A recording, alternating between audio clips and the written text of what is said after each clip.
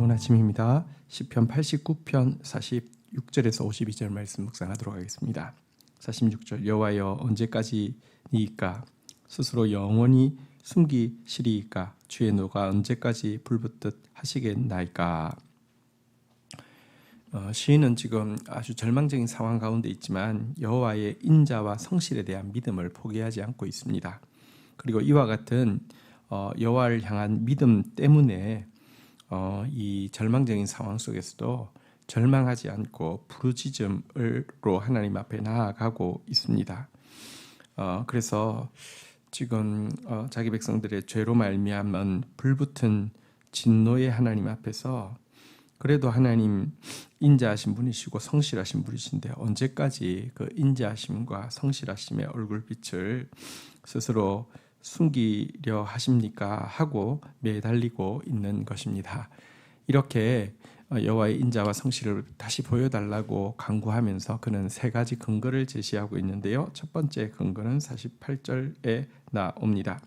누가 살아서 죽음을 보지 아니하며 자기 영혼을 스올의 권세에서 건지리까. 47절부터 보겠습니다. 나의 때가 얼마나 짧은지 기억하소서. 주께서 모든 사람을 어찌 그리 허무하게 창조하셨는지요. 48절 누가 살아서 죽음을 보지 아니하며 그의 영혼을 스올의 권세에서 건지리까. 첫 번째, 하나님께서 진노를 거두시고 인자와 성실을 다시 한번 보여달라고 간구하는 제목 근거는 인생의 허무함입니다. 인간이 얼마나 짧은 기간 동안에 살고 그 후에는 반드시 죽음이 있고 죽음에서 수월의 권세, 지옥의 권세에서 벗어날 수 없는 참 죄악된 존재가 인간이라는 사실을 고백하면서 그러기에 주님의 인자와 성실이 필요합니다라고 매달리고 있는 것입니다. 여러분, 사실 인간은 진흙으로 만들어졌습니다. 게다가 죄악으로 말미암아 타락했습니다. 그런데 이 진흙으로 만들어졌고 죄악으로 말미암아 타락한 인간의 이 절망적인 허무함이 거꾸로 하나님의 깊은 긍휼을 이끌어내고요. 결국은 죽음과 지옥의 권세를 피할 수 없는 인간에게서 이 죽음과 권세를 파하시고 구원하시기 위해서 당신의 아들 예수 그리스도를 보내주시는 원동력이 되었기 때문입니다. 우리의 허무함을 직시하는 것은 하나님의 얼굴, 인자와 성실을 다시 한번 끌어들이는 출발점이 되어집니다. 성경은 이렇게 이야기합니다. 아버지가 자식을 긍휼히 여김같이 여호와께서는 자기를 경외하는 자를 긍휼히 여기시나니 이는 그가 우리의 체질을 아시며 우리가 단지 먼지뿐임을 기억하심이로다. 여러분, 우리가 먼지임을 기억해야 합니다. 하나님은 우리의 체질을 아십니다.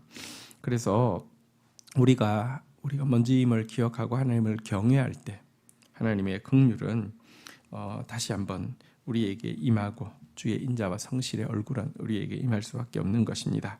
자, 이제 49절 그 두 번째 이유를 제시합니다. 주여 주의 성실하심으로 다윗에게 맹세하신 그 전의 인자심이 어디 있나이까. 자, 두 번째 근거는 다윗에게 맹세하신 하나님의 인자와 성실, 바로 다윗에게 주셨던 그 언약을 기반해서 하나님 앞에 인자와 성실을 다시 베풀어 달라고 간구하고 있는 것입니다. 여러분, 사실 하나님은 다윗과 언약을 맺으셨습니다. 물론 다윗은 이 언약에 정말 최선을 다해서 신실을 했지만 하나님이 다윗과 그의 후손들에게 이 맺으신 언약이 만약 다윗 혹은 다윗의 후손의 신실함에 근거한다고 하면 이 언약은 체결하지 않은 것과 다름이 없습니다. 우리는 절대 성실할 수 없기 때문입니다. 그러나 하나님은요, 일방적으로 언약을 주실 뿐 아니라 맹세까지 하셨고요. 이와 같은 하나님의 맹세는 인간의 어떠함에 의해서 결코 영향받는 것이 아닙니다. 그것을 초월하시는 것입니다. 그래서 다윗에게 주셨던 맹세를 지켜달라고 간구하고 있는 것입니다. 마지막 세 번째 근거입니다. 50절 주는 주의 종들이 받는 비방을 기억하소서. 많은 민족의 비방이 내 품에 있사오니. 51절 여호와여 이 비방은 주의 원수들이 주의 기름 부음 받은 자의 행동을 비판하는 것이로소이다. 세 번째, 하나님의 인자와 성실을 다시 비춰달라고 간구하는 근거는 주의 종들이 받고 있는 비방 때문입니다. 어떤 의미에서 우리가 비방받는 것은 당연한 것입니다. 그런데요, 우리를 향한 비방은 궁극적으로 주의 기름 부으심 받은 자를 향한 비방과 직결되어지기 때문에 문제가 됩니다. 주의 기름 부음 받은 자, 다윗 혹은 예수 그리스도, 궁극적으로는 예수 그리스도를 비방하는 것에 우리를 향한 비방이 이용되어지고 있다는 것입니다. 이 때문에 하나님은요, 그 그리스도의 모든 행동들은 우리의 구원을 향한 행동들인데요. 사단은 우리를 빌미 잡아서 비방하면서 예수님께서 행하신 십자가의 구원에 대해서도 모욕하고 조롱하고 비방하고 헛되다라고 이야기하는데요. 이것 기억하시고 하나님께서 그들에게는 심판으로 갚으시고 또 자기 백성들 가난하게 주의 기름 부음 받은 자의 행동을 의지하는 자들에게는 인자와 성실을 베풀어 주시는 것입니다. 자, 이제 마지막으로 시편 우리 89편의 마지막 절 52절을 보도록 하겠습니다. 여호와를 영원히 찬송할지어다. 아멘. 아멘. 우리 89편 52절은 89편에 대한 요약이기도 하지만 시편 3권 전체에 대한 결론이기도 합니다. 시인은 여호와를 영원히 찬송할지어다 라는 명령에 이어서 아멘, 아멘이라는 확고한 결단으로 이 시를 마무리하고 있습니다. 사실 이 시가 쓰여진 배경은 유다의 멸망이라는 최악의 절망적인 상황이었습니다.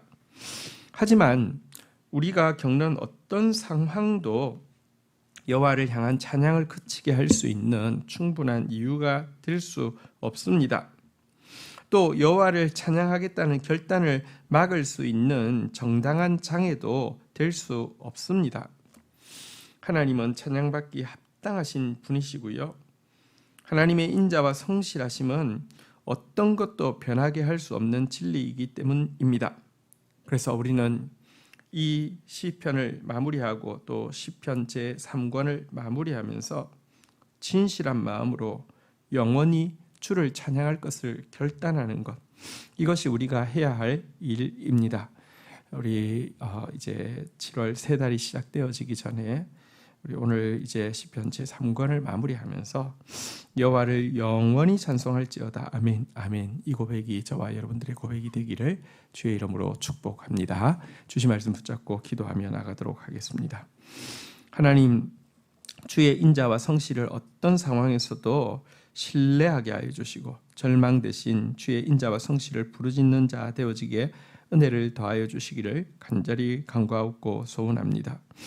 인생의 허무함을 정확하게 직시하게 하시사 하나님을 더 경외하게 하여 주시고 우리를 향해서 긍휼히 여기시며 인자와 성실을 베푸시는 주님의 손길을 끌어들이는 자 되어지게 하여 주옵소서.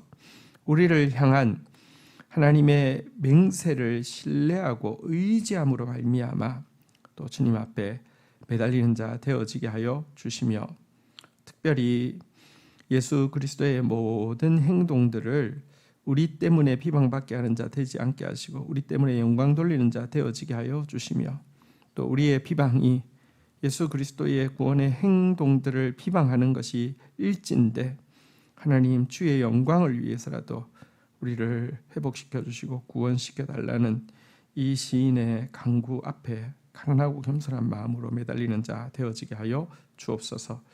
하나님, 그러나 어떤 상황도 주님을 향한 찬양을 그치게 할 충분한 이유가 될 수 없으며 주님을 찬양하겠다는 결단을 막을 수 있는 정당한 장애는 아무것도 없음을 고백합니다. 여호와를 영원히 송축하는 인생 되어지게 하여 주시며 아멘, 아멘 결단하고 나아가는 저희들 되게 인도하여 주옵소서. 예수님의 이름으로 기도 올립니다. 아멘.